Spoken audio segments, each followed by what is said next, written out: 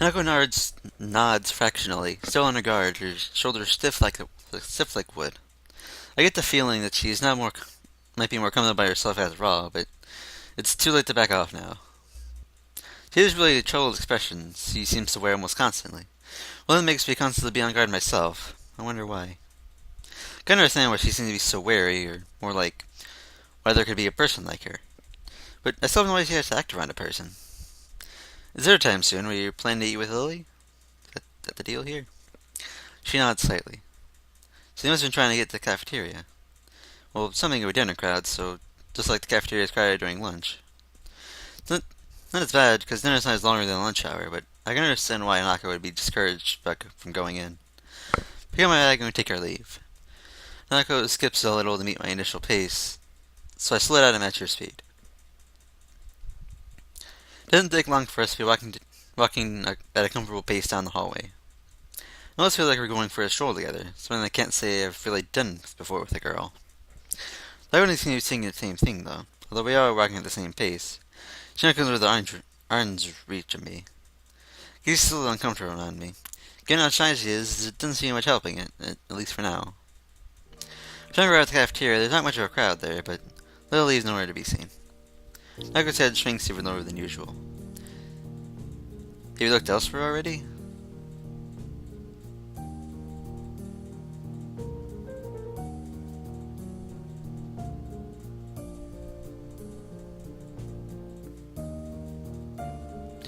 Just at the library. I was reading. She just spends after she skips at the library.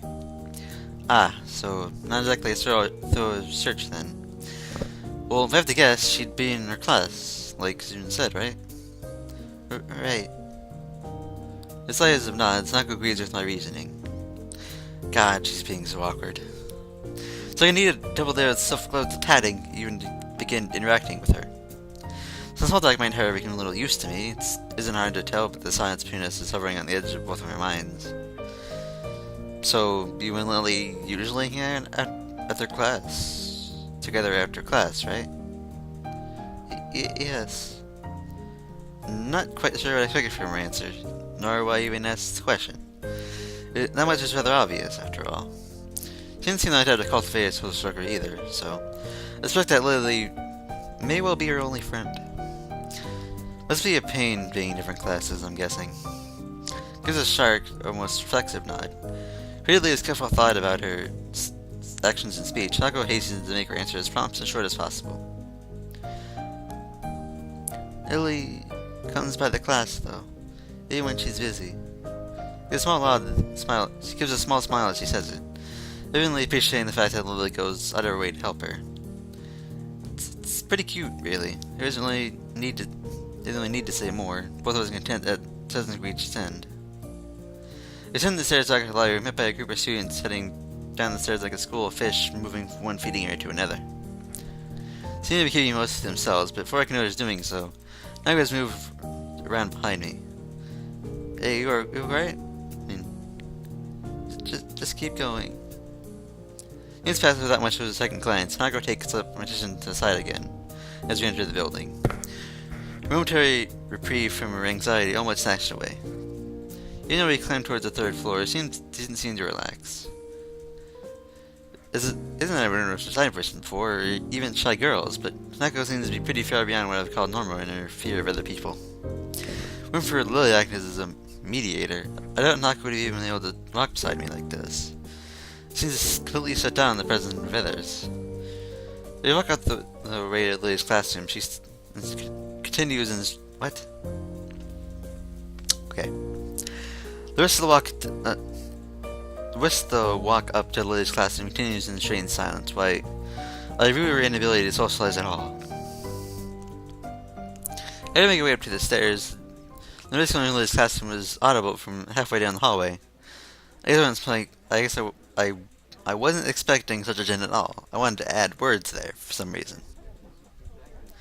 Well, I guess we found her. This wasn't hard. Did Nako come here first, then go to me for backup, I wonder? Well, that's true. At least he's starting to trust me a little. That can only be a good thing. Eventually, two of us reached the door, took the class to 3-2. With Hanako less than audibly pissing himself behind me, I open the door. Inside is a hive of activity, seeming every human in the class talking at once as they work hurriedly on their separate tasks. Going by the paint cans, the decoration and patterns he made, it's supposed to be the upcoming school festival. Because the first priority should be finding Lily. There. Finding what is in it is surprisingly easy, not at least because of her looks. A couple of students gather around her as she stands at the front of the class, seems to be in charge of the preparations, or at least busy organizing them. Carefully negotiating a pass between the various students hunched over on the floor for lack of desk space, I raise a hand entirely out of habit to reach Lily. Hi, Lily. She shakes her head as he breaks off talking to an enormously smaller girl, who must be your classmate, trying to live as best she can. Sorry, sorry. Sao. I have Hanako too. She's behind me, over there. Hi. Pretty skittish, considering the number of people around, it isn't too hard to work out why. Lily takes a moment to pause to assess the situation, returning to her other student again. The moment just asks Moira for his advice. Casey's busy with planning one of the banners already. Quick nod and she bounces off. Fingers carefully sliding along the wall's face for orientation. Wait, Kenji? That Kenji? Wait to turn about, leaning to the side to see back Hanako. Sure enough, in a corner of the room, Kenji's hung under a piece of cloth as he paints it. A little many inches from the brush, reminding how close he had to be to make up my face when I met him. Sorry about that. Our class didn't have many students with even partial eyesight, so they're in high demand.